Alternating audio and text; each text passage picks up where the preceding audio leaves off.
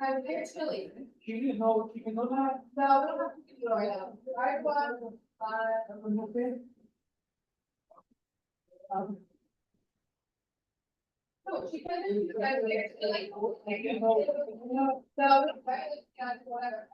everyone. Welcome to our Zoom meeting. Today, we're going to talk about 3 topics. Dr. Roth and her team will be presenting. Please take it from here, Dr. Roth. Thank you. Yes, so assalamu alaikum wa rahmatullah. Good evening, everyone, and welcome to our meeting. Today, we have a very exciting and productive agenda with 3 important topics.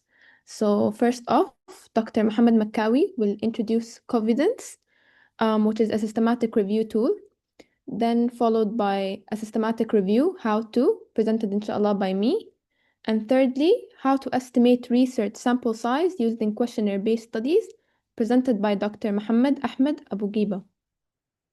So, Dr. Mohamed Makkawi, whenever you're ready, if you can share your screen.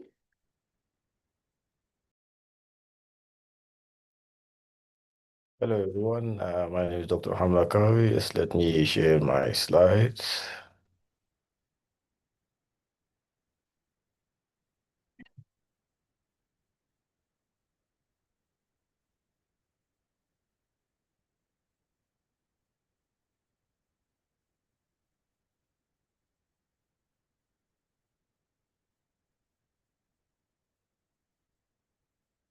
Okay, so as Dr. Raghad said, we'll be talking about Covidence. So Covidence basically is very useful tool if you're interested in doing a systematic review. It will help you save a lot of time in your research. So let's go over it a bit. So it's a platform that helps streamline if you're trying to do a systematic review or a scoping review. Covidence will help you achieve your goal, as it will help streamline many of the redundant processes, such as running through all the available literature, and screening them and compiling them together. So it will help you in these steps. So this platform was actually developed by a research community in Australia, so that it will help others who are trying to make studies and streamline the process. Has an estimated 500,000 users, with achieving about 12 million hours saved in research time. So it's really fast, and especially if you're trying to do a large meta-analysis, a large systematic review, and you're having a large team, it's especially useful if you're having a large team. So in what way does it actually help? Of course, you have to do your own, you have to have some more work that you have to do by yourself. Like you have to do your own protocol, and you have to register it and see if it's a viable study. Once you manage to do that, then with Covidence, you'll be able to input. I'll do a demonstration about it. You'll be able to do upload data, upload your studies which you have searched, and Covidence will help you to screen the titles and abstract, and full text screening, and then data extraction. So these are the 3 steps in mainly the Covidence can help you with. So it will help you produce your data. But the steps after it, like analysis, like meta-analysis and synthesis and publishing, Covidence cannot help you with it. So main uses, like I mentioned, is that it's useful for screening studies. So usually when you're trying to do a systematic review or a scoping review, at the beginning once you have a Boolean operator, and with it you search your search engines, and then you have all of your studies. So for all of these studies, you have to screen them against your eligibility criteria. So what you do is you screen the titles and the abstract. So with that process of screening the title and abstract, so that you can exclude the studies that do not fulfill your criteria. And secondly, it also help retrieve full text literature. So it's just important that it has a caveat. It's not a search engine. It's not database. So you cannot just search literature or papers from it. It will just help retrieve the literature from what you provide to Covidence. Then it also helps extract data. So if you're trying to do a meta-analysis, it will help you gather all the studies that have that fulfills the criteria, and based on that, when you want to do analysis, it will give you those data. And it will also, most importantly, it will help track your work time in line with requirements of Prisma. So 2020. Usually, if you're trying to do any systematic review or scoping review, you must provide a Prisma chart, demonstrating all the steps that you have been done. So let me show you. This is a picture. That's an example of a Prisma. So it will show you the steps, the identification, how many studies have you searched. For example, here in this study, PubMed, there is 916 studies, and Google Scholar 5550 studies. So in total, then the articles removed before the screening, like for example, if they don't fulfill certain criteria, you exclude them. Then the screening, you show the screening progress.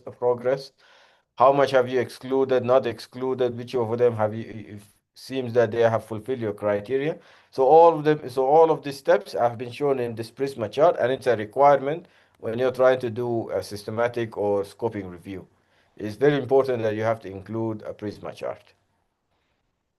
So these are the things that it can do. So what it can't do? Well, it cannot be work as a reference manager. So for this, you have to use other tools such as Zotero. Zotero can work as great as a reference manager. So when you try to write your article, it can help you reference them. And as I mentioned earlier, it's not a database or a search engine. So you will have to use other tools such as Cochrane or or Scopus to search for your studies. And then I've mentioned that it's good for data extraction, but it cannot do data analysis. So if you want to do a meta-analysis, you have to use other programs to do meta-analysis. And similarly with synthesizing the result and writing the report, these are all things that we have to do as researchers. We have to do these steps. So how to use Covidence? You will open to their website and you will create a free account. And then Covidence actually have agreement with many institutions. So you just check if the institution that you're working with have an agreement with Covidence so that you can actually join their organization license so that you can use their services. Otherwise, you will have to purchase your own license or collaborate with other researchers who have licenses so you can work with them as well. But it's important to know that this is a paid feature, paid subscription, so it's actually quite expensive. So if it's better that if you have check with your organization if they're having any collaboration with Covidence, so it could be very helpful. So we have the first steps. You will open the website and sign in. So I'll just stop sharing these slides and I will show you how to in website.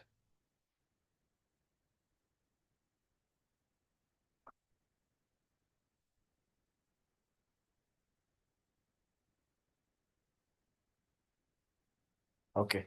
So once you log in and make your own free account, and then you click you want to start a new review. So they will give you these options. So they will ask you if you're trying to create a Cochrane review. If yes, because they have their own criteria, they have their own protocols. So unless you're doing Cochrane review, choose no. Okay, then they will ask you about your review. So you can just give a title. For example, I'm talking about climate change and cardiovascular outcomes, a systematic review of current evidences. So then what review type you would choose depending on what you are trying to do, systematic or scope it or Rabbit. So I'm doing a systematic review. If you're not sure what type to use, you can click this link. It will show you some It will give you an article so that you can read about the different types and see which is suitable for you. Then the question type. So this depends on your research question. So if it's a therapy, if you're trying to find for example, is aspirin beneficial for myocardial infarction? So that's an intervention therapy. Or prevention, is exercise preventing cardiovascular events? Etiology, if you're trying to find a certain thing can cause harm, for example, smoking, like what I'm doing right now, climate change and cardiovascular outcomes. Or if you're trying to do which one, so it depends on what is your research question. If you're not sure, again, they also have a link that you can explain to you what type, which one to choose. Then we have the area of research. So it depends if you're trying to do, maybe not for us, but for other people, you might do something about art or agriculture. So as soon as you choose medical and health science, you will get this option, automation options. So if you're doing a study which involves randomized control trials, so with this tool, it will help you screen those studies that have randomized control trials, RCTs, and it will make your process screening time much faster. So if you wish to include studies, you can click with RCTs, you can click here. If you want to remove the studies that do not involve RCTs, you can click, you can tag here. But since I'm not using RCTs in my study, I'm not choosing any one of them. Then you can choose if you want, if it's a practice or a main review. So this is just a practice review, and what's the purpose of this review? So this is a trial account that I'm doing. So with a trial account, you are limited. So I may not show everything, but I'll try to show as much as possible. So you do. So once you choose your options, you click create review.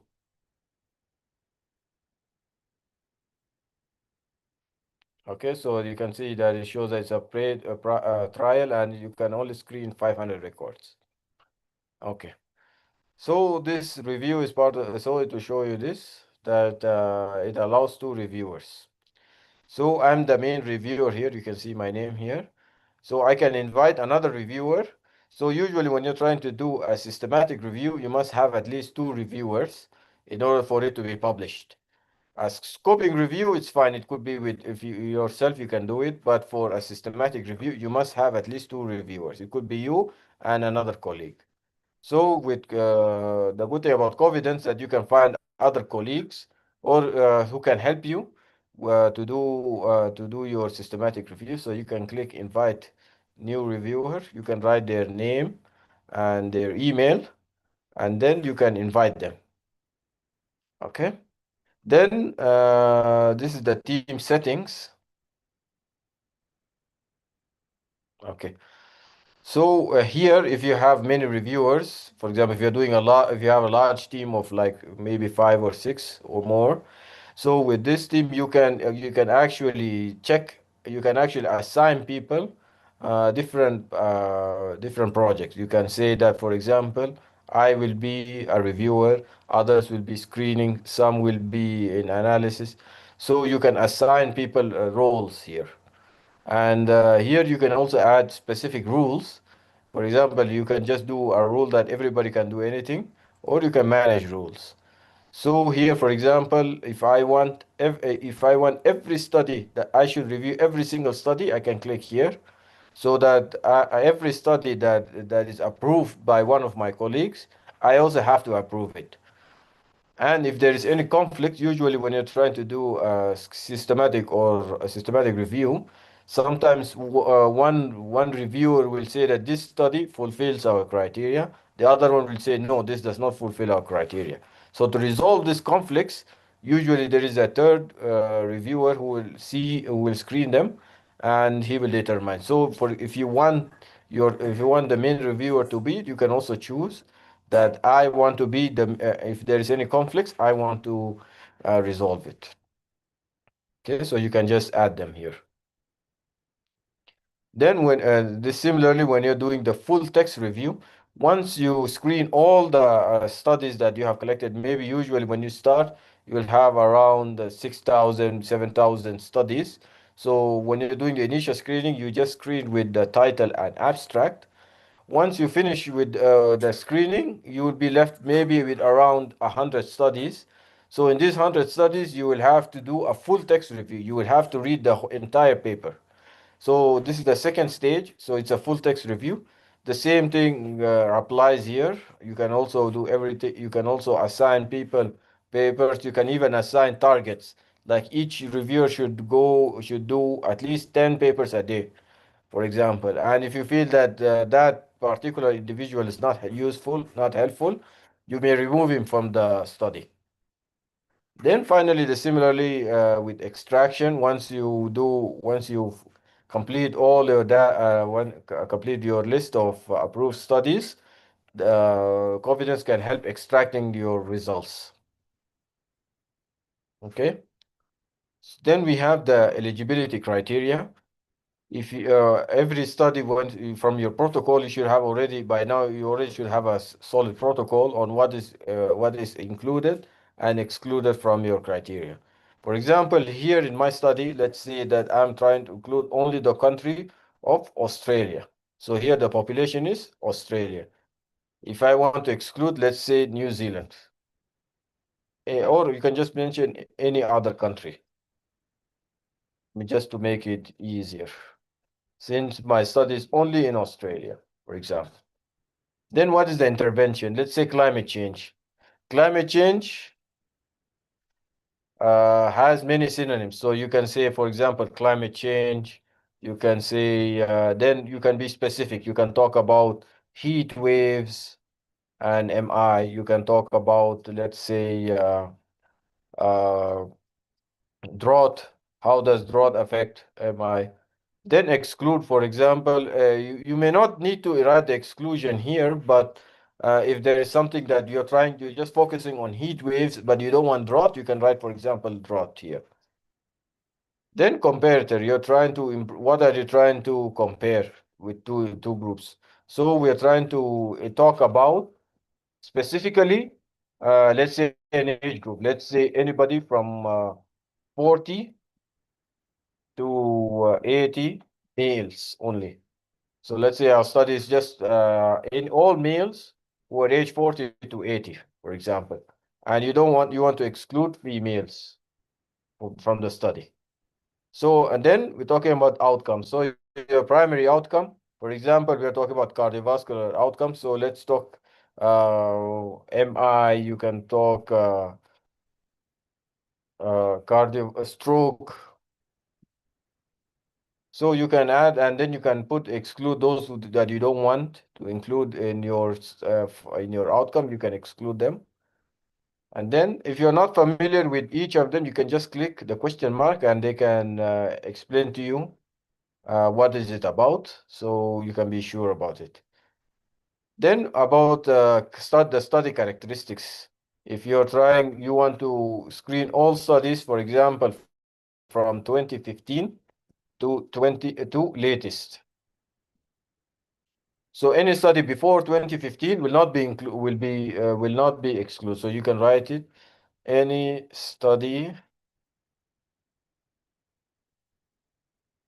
before 2014. So any study before 2014 will be excluded from your study. Then if you have extra ones, you can just include and exclude. Then you can click save. Okay. Then you can do study tags. Okay. So if you want to tag a particular study, for example, you found this study and you think that it's possible, include it. Okay, so you can add that as a tag. So if you found a study, you can add each study. You can add tags. For example, this study is possibly included. So, or you can say this study excluded. So the studies, when you're trying to do the studies, you can tag them so that any other reviewer who comes after you can see the tags, and based on him, he can just save time and doesn't need to read through the study again. Okay. So I covered here, I think, the most basic things. The other steps, unfortunately, I don't have access to, so I can't demonstrate it. So hopefully, there are videos you can check on the YouTube that they demonstrated the entire thing. So, but again, just confidence.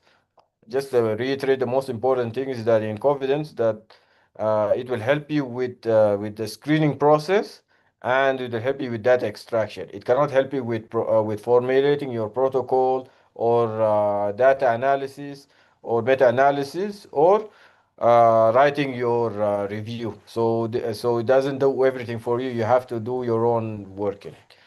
And that's all about my presentation. Thank you very much. If you have any questions, I'm ready to answer.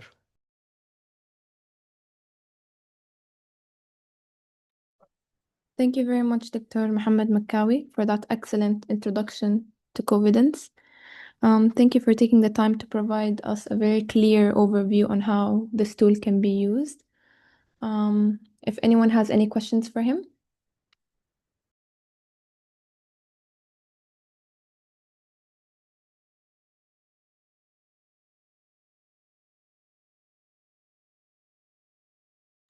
All right, it doesn't seem like it, but thank you very much, Dr. Mohamed. Now I think we can move on to my presentation, and I feel like it perfectly ties with what Dr. Mohamed has said. Let me share my screen.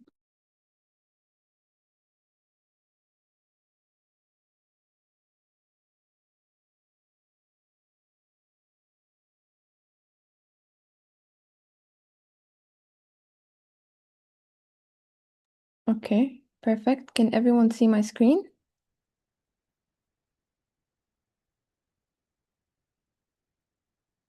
Hello?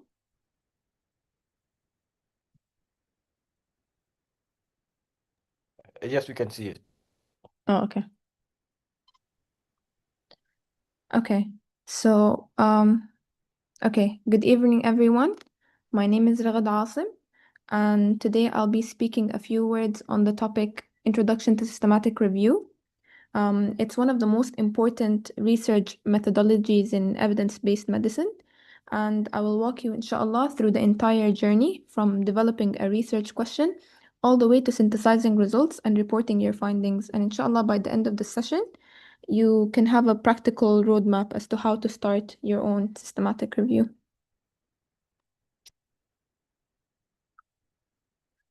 So before getting into it, I just want to speak quickly about EBM, which is evidence-based medicine. Specifically, it's about how individual doctors make individual clinical decisions. So think about when a patient walks into a clinic, the doctor has to decide what is wrong with this person and what treatment they should give them. And if they should give them this drug or that one, or should they refer them to a specialist or manage them here. So for most of history, those decisions are made based on what the doctor was taught in med school or what their senior colleagues have told them, or what they personally believed from working out of experience. And experience does matter, but experience alone is not enough. So experience can be wrong, and this is why it says clinical decisions must be supported by accurately, timely, and up-to-date research information. These are the three pillars of evidence-based practice, and they must reflect the best available evidence for patient care, and not just what the doctor thinks or what he was taught 20 years ago. So EBM is essentially a standard, committed decision that should be made at bedside and should have research behind it. What does that lead to? The bottom left box tells us that it leads to better patient care. Not just that, but also better treatment, better diagnosis, better outcomes for any individual in front of you. So healthcare isn't just individual doctors, it's hospitals, it's a whole system, it's different levels to healthcare, and it's a policy. So the concept evolved from EBM to EBP. What is it? It's evidence-based practice. It's a broader form of evidence-based medicine, not just about what one doctor thinks about treatment for just one patient. It's a problem-solving approach to clinical decision-making within different levels of health organizations. And all of those decisions at every level of healthcare systems should be driven by evidence, not just tradition and not just what one influential person believes. So quickly, just to, because you'll be hearing terms like systematic review and meta-analysis a lot today, so I thought it would be very important to discuss what the definitions are. A systematic review is a literature review, but done in very specific structured way. The plan and search strategy are decided before you even start, not as you go. Every relevant study on the topic gets identified, appraised, and synthesized. The whole point of a systematic review is to minimize bias as much as possible by being exhaustive and transparent, whereas meta-analysis is a bit different. It's not just a type of review, rather it's a statistical technique used within a review. So you take, for example, numerical data from multiple studies and combine them mathematically into one single summary figure. One number that represents the best available estimate across all the evidences is meta-analysis. So think of it this way, every meta-analysis comes from a systematic review, but not every systematic review contains a meta-analysis. A meta-analysis is an optional tool. It only happens when the studies are similar enough to be combined statistically. So what you're looking at right now is the evidence pyramid, and it's one of the most important diagrams in all of the evidence-based medicine. What it does is it ranks study designs from least reliable at the very bottom to the most reliable at the top. So if you start from the bottom, you have expert opinions and editorials. This is just one person's view based on their experience or training, and it carries the least weight because it's the most subjective to a personal bias, yani. Then followed by case reports and case series. It could be about one patient or a small group. Interesting for spotting patterns, but you can't draw broad conclusions from it. So this is why it comes at the bottom. Moving on to animal and laboratory studies. It's valuable for understanding mechanisms, but if it works on an animal, it doesn't always necessarily mean that it will work on a human. This is why it's also categorized at the bottom. And then you have cross-sectional studies. They're a snapshot in time, and they show exactly what's happening in present time, but they can't tell you what caused it. And then you have your cross-sectional studies and case controls. The cross-sectional studies, case control studies and cohort studies, they follow a group of people either forward in time or backwards in time. So it is categorized higher up, then slowly followed by your RCTs, your randomized controlled trials. This is where evidence gets powerful. Participants are randomly assigned to groups, which removes selection bias, and this is why it's the gold standard for testing whether an intervention actually works or not. And at the very top, as you guys can see, is systematic reviews and meta-analysis. So why is it at the top? Because they don't rely on one study. They look at all randomized controlled trials on a question, and they evaluate their quality, synthesize all their findings. This is why it's a lot more reliable than any singular study, no matter how well it was designed. Okay, so quickly, what's the difference between primary study and a secondary study? Primary studies are original researches, so the research goes out into the world, collects new data directly, and reports what they found directly. So examples of that would be clinical trials, surveys, experiments, they're all primary. As if like the data didn't exist before they collected it. Whereas secondary research is all about researches. So instead of collecting new data, you take all the existing studies and analyze them, compare them, synthesize them, and see what you found. So systematic reviews are examples, meta-analysis and literature reviews, they're all secondary. What's a systematic overview? They're basically systematic reviews of systematic reviews. And this is also now slowly coming to be at the top of the pyramid list because it's the umbrella of all reviews. So starting off with how to write a systematic review, there's 7 very important steps. So we're going to be starting off with the first and arguably the most important step in developing a good systematic review, which is formulating a research question. A poor question will lead to a poor review, regardless of how much effort you put in it. So it's the skeleton that holds the entire review together because because you're formulating your research question and you have to formulate it using a specific framework that I will introduce you to now. It's called the PICO, or the expanded version, PICOTS, where P stands for population, I stands for intervention, what is usually being done, like what treatment is given to them. C for comparison, what are you comparing your intervention against? Is it a placebo? Is it standard care? O is your outcome. What are you actually measuring? Is it the survival rate? Is it quality of life? Is it hospital readmissions? And then your T is your time frame. It's over what period are you measuring your outcome? Is it 3 months, 5 months, 5 years? Study design is your last one, and it's what type of studies are you including? So this is just a quick example. Your P would be middle-aged male amputees suffering a phantom limb pain. So this is your population. I would be your intervention, which is gabapentin in this case. C is you're comparing it with a placebo group. And then O is it effective in decreasing pain symptoms or not? Okay, so step 2 would be literature searching. Your job in this step is to find every single relevant study that exists on your question, not just the ones that are easy to find or the first to find, all of them. This is called a comprehensive search, and it requires searching across multiple specialized databases simultaneously. Let me walk you through the key ones on the slide. For example, Cochrane. This is your first stop every time. The Cochrane Library is a home, it's called the home of systematic reviews.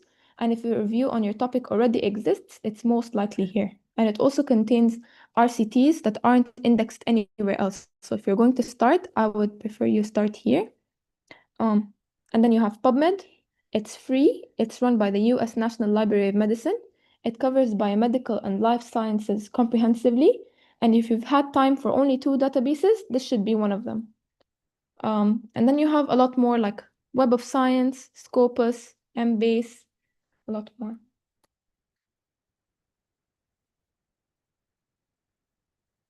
Okay. So designing search strategies, you have to identify concepts first, and then you have to control vocabulary, free text them, and use Boolean operators. What is Boolean operators? They're keywords that use and, or, and not to combine your search terms in a way that captures everything relevant without drowning in very irrelevant results. So for example, you can put aerobic exercise and coronary artery disease and randomized control trial. That's a basic Boolean search. In practice, you'll use dozens of synonyms and alternative terms to make sure that you don't miss anything. But the whole goal of this is to cast as wide number of studies as you can, because you'll narrow it down in the next step. But here, more is always more. So step 3 would be your literature screening. And imagine you've just finished your database screening and you've searched 6 databases, for example, with multiple keyword combinations, and you've had 4,000 results, or maybe even 9,000 for instance, and they're all sitting on a spreadsheet. And now you have no idea where to start. You're drowning in all of your researches, and this is where most researchers feel overwhelmed. And an app or a tool that I would like to introduce you to is Rayan AI. It has genuinely changed how this step gets done, and you can access it right now on the link down here. So what is Rayan? Rayan is a free web-based platform built specifically for systematic review screening. You import all of your search results into this one, and it becomes your command center for managing your entire screening process. So what does it do? It imports and organizes your studies. It also helps in duplications or removing duplications. So when you search across 6 databases, the same paper will most likely appear multiple times across all of these databases. So what does Rayan do? It identifies and removes all of your duplicates automatically. What else does it offer?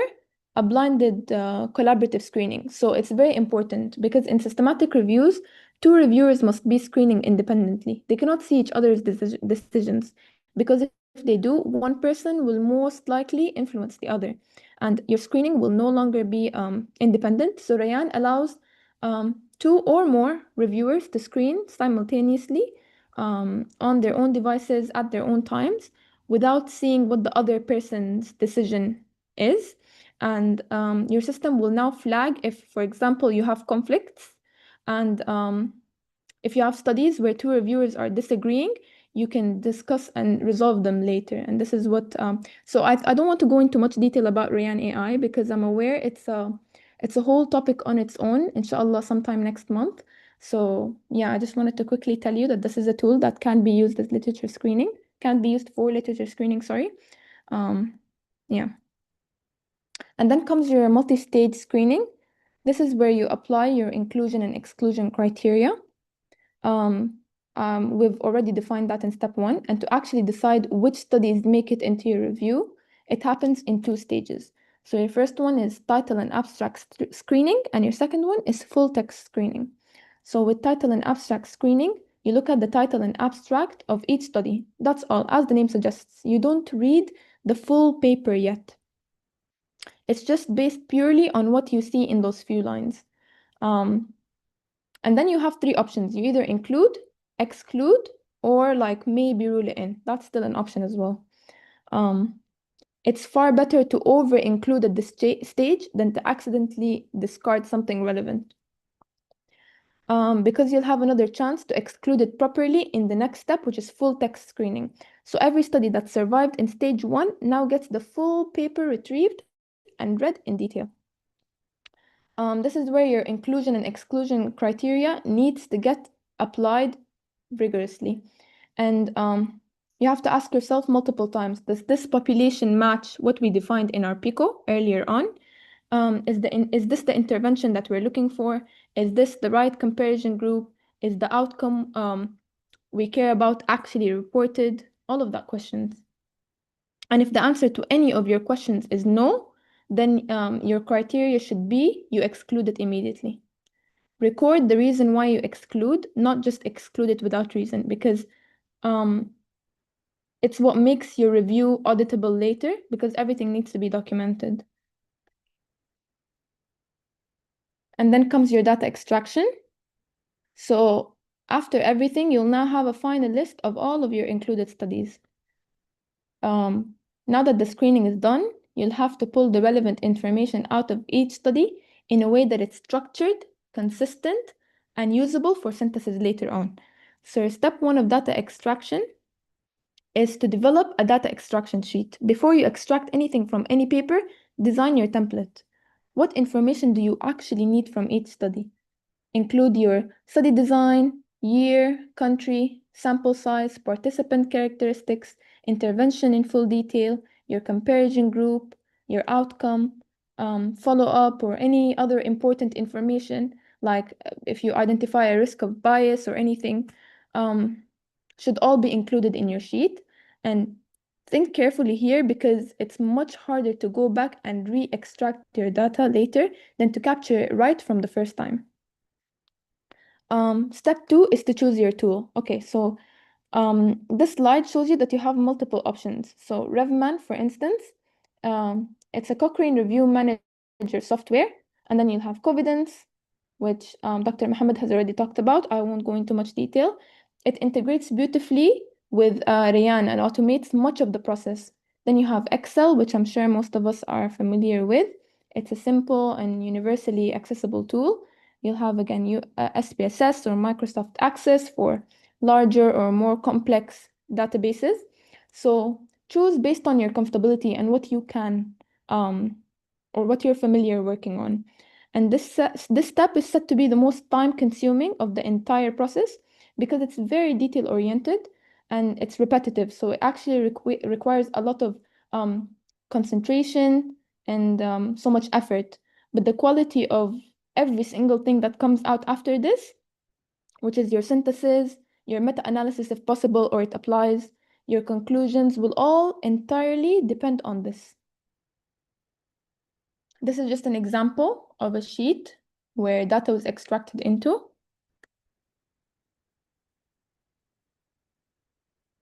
Okay, and then you have study quality assessment and risk of bias. This is where a systematic review becomes genuinely different from any other literature review. Part of your job as a systematic reviewer is to evaluate believability of each included study, and this is called critical appraisal. Critical appraisal means looking at every single study from a critical point of view, and you ask yourself, how much should I trust these results? Now, one of the most important tools is AMSTAR 2.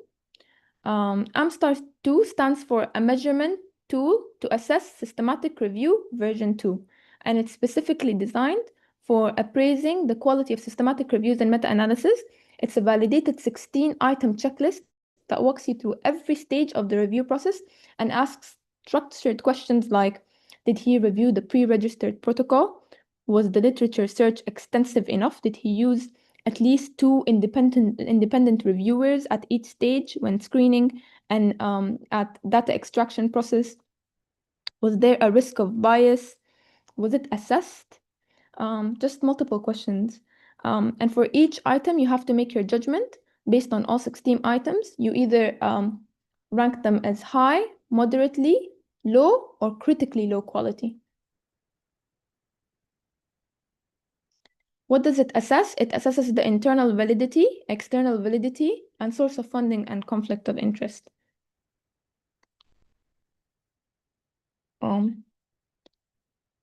Now, closely related to quality assessment is risk of bias assessment. And while they overlap, they're not the same thing. So quality assessment looks at the overall conduct of a study, whereas risk of bias looks specifically at whether the results of a study can be distorted. There's multiple types of biases. So you have selection bias, performance bias, attrition, detection, and reporting bias. So selection bias, this is about how participants got into the study, where they're randomly assigned to the group, where the people in the treatment group are already healthier or younger than the control group. And then you have performance bias. So you have to ask your questions like, were the participants and researchers blinded from both sides? Did any of the patients know that they were getting the drug? Did any of them, because once you do know you're getting or receiving the new drug, you'll start reporting symptoms and behaviors and expectations that might tremendously change the direction of the research. And if a clinician knows which patients are being treated, they might care for them differently. And all this comes under performance bias. Attrition bias, did participants drop out of the study? If so, how many? Because if a lot of participants, over 30%, for example, in one group dropped out, their data will simply be removed and the final results might look very different, and that will affect the quality of the whole research. Detection, where the outcome measured in the same way for all groups. And then finally, you'll have your reporting bias, where you ask yourself, did the researchers report everything that they measured? Or did they only selectively report the outcomes that came out as favorable to their point? Because a study might measure 10 outcomes, but if 8 showed no effect and they only published the 2 that looked positive, that's an example of reporting bias. So you don't have to figure out how to assess bias from scratch. They're internationally validated tools that guide you through process domain by domain. The 2 you need to know are Cochrane Risk of Bias Tool and ROB2. I won't go into much detail again for the sake of time, but this is a gold standard tool for assessing randomized controlled trials, the highest quality design in clinical research. And ROB2 walks you through 5 domains, which is the randomization process, deviation from intended interventions, missing outcomes, measurement of the outcome, and selection of the reported result. For each domain, you'll make a judgment whether it's, again, low risk, some concern, or high risk. and that provides a rationale. So step 7 would be synthesis and reporting. This is where everything you've built comes together. And if you've included your studies and your extracted data, you've assessed the quality of your bias. Now you need to actually combine and present the findings.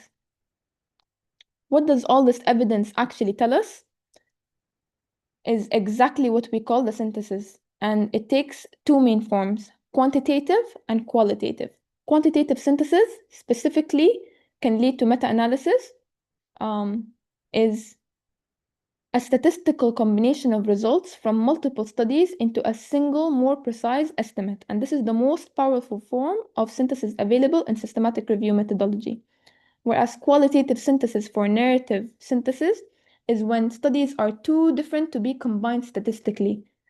You describe and compare the findings across your studies, and you look for patterns, consistencies, contraindication trends, and you group your studies by characteristics. Both approaches are legitimate, but the choice is dictated by your data, not by preference. Okay, so now one of the most recognizable elements in all of the systematic review methodology is the PRISMA flowchart. PRISMA stands for Preferred Reporting Items for Systematic Review and Meta-Analysis. It visually summarizes the study selection process. So Dr. Mohammed has already mentioned this, but I'll again quickly go over it. It shows records identified, or if any duplicates were removed, or if how many articles were screened, the full text that were assessed, and overall all of the studies that were included. Because the readers should be able to follow exactly how you moved from thousands of records and studies to your final included studies. Transparency is the purpose of PRISMA. And many top journals now require PRISMA flowchart as a condition of submission, not just an optional, like it's the standard now. The good news is that you have tools like Rayan and Covidence that can generate your PRISMA flowchart for you automatically based on your screening data. And you don't have to build it from scratch. The PRISMA flowchart in many ways is the fingerprint of your review, and it's very unique to your specific process. It's very detailed. This is just the PRISMA 2020 updated reporting guideline. It has already replaced the original 2009 version. And what is it? It includes a 27-item checklist and revised flow diagrams that reflects advances in how we identify, select, appraise, and synthesize studies. PRISMA is not a methodology checklist. It's a reporting checklist. It tells you how exactly to conduct your review, and it tells you how to report what you did. The PRISMA 2020 statement has a 27-item checklist, as we mentioned, and it addresses things like, it's divided into sections, as you can see, and it addresses things like the title, abstract, introduction, your methodology, results, even down to your discussion. Yeah. And there's also just a bunch of other information, such as if you have any funding sources, conflicts of interests can also be mentioned. Think of it as one compliance document. Yeah, before you submit, just go through all 27 items one by one, because if you can't point where each one is addressed in your paper, then I don't think you are ready yet. Sorry. Okay. So to conclude, a systematic review follows a structured and reproducible process. The key steps are, number 1, to formulate a question. 2, search the literature. 3, screen your studies. 4, extract your data. 5, assess the quality of your data. 6, evaluate biases. And 7, synthesize and report your findings transparently. If each step is performed rigorously, systematic reviews provide some of the highest level of evidence in healthcare. And a good systematic review doesn't just answer your question, it changes what doctors do. And yeah, that's the point of all of this. Thank you. I'm more than happy to answer any of your questions if you have any. Thank you so much, Dr. Rafi, for this excellent presentation, and thank you as well. Any questions?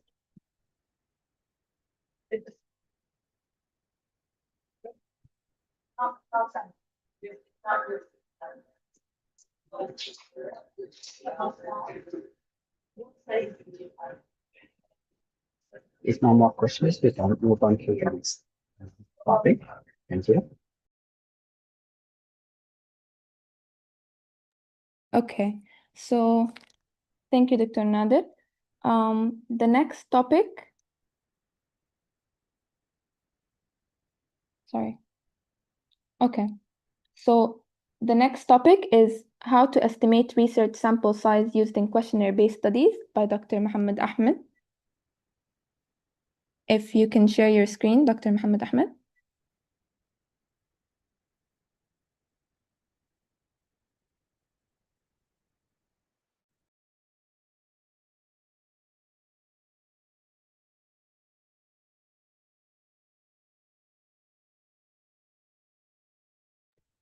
I'm actually not sure if Dr. Mohamed Ahmed even is here.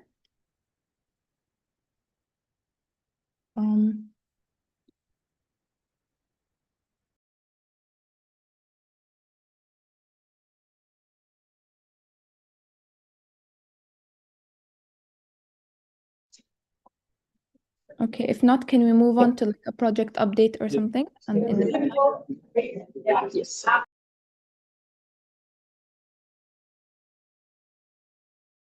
go ahead, Dr. Nader. Yeah, so we can move on to the update. Anyone with updates about the product that you are working on? Please,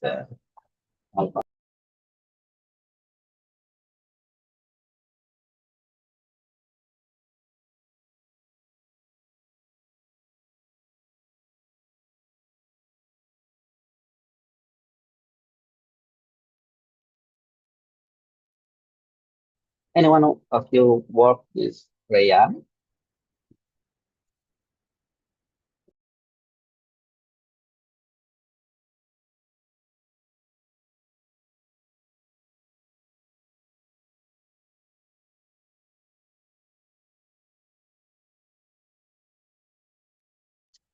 Anyone is working on mobile application development or anything like that right now?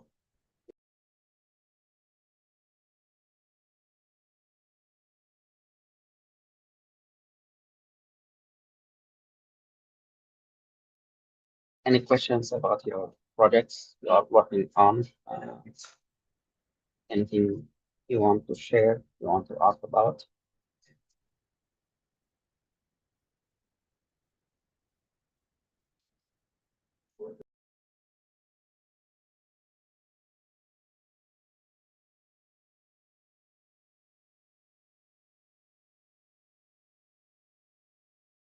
So any new ideas about new projects or any comments or reflection about this program that makes you anything can do differently?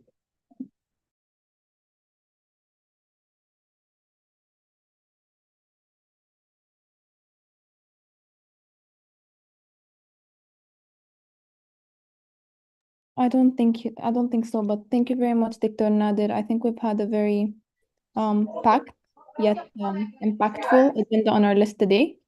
Yeah. Thank you so much, Dr. Ross, and all the presenters today. Mohammed, thank you as well.